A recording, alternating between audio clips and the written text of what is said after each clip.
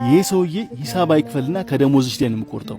ህሊና ባለ 3 ኮከብ ሆቴል የምትሰራ በቀናነቷ የምትታወቅ ታታሪ ሴት ናት። የወትሮ ስራዋን እያከናወነች ያለ ኑሮ ያጎሳቆለው ምስኪን ሰው ምግብ ለመመገብ ወደ ሆቴሉ ገባ። በአስቀያሚ ያለባበሱ ምክንያት ሆቴል ውስጥ የነበሩ ሰዎች አግሮመረሙ። የሆቴሉ ማናጀር ሌሎች ደንበኞች እንዳይቀየሙ ሰውየውን ለማስወጣት አሰበ። ሰውየው በሩ አጠገብ ያለው መቀመጫ ላይ እንደተቀመጠ የሆቴሉ አስተናጋጅ ህሊና እንደ ሁል ጊዜ ሁሉ ረጋ ባለ ፈገግታ ተቀበለችውና ሰላም፣ እንዴት ነህ? ምን ልታዘዝ? ምግብ አለ? እሺ፣ አሁን አመጣለሁ። ሰውየውም እንደ ማንኛውም ሰው ስላስተናገደችው ደስ አለው። የሆቴሉ ማናጀር ህሊናን በቁጣ ከጠራት በኋላ ይህ ሰውዬ በጥበቃ እንደማስወጣት ጭራሽ ታስተናግጇለሽ?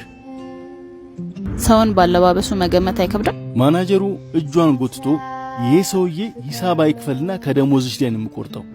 ከደሞዜ መቁረጥ ትችላለህ።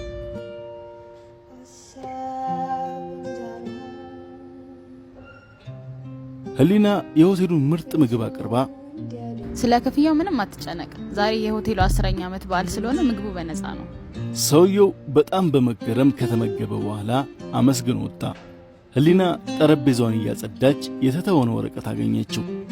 ጽሑፉ እንዲህ ይላል: ውድ ህሊና፣ ስለ መልካም አያያዝሽ ከልብ አመሰግናለሁ። እኔ የሆቴሉ ባለቤት ነኝ።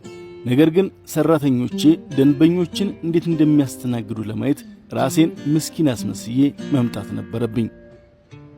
ይህ ያንቺ የሥራ እድገት ፍቃድ ነው። የሆቴሉ ማናጀር ስለሆንሽ እንኳን ደስ አለሽ ይላል። መጽሐፍ በሽፋኑ አይገመትም። መልካምነት መቼ እንደሚከፈል አናውቅም። ሁሌም መልካም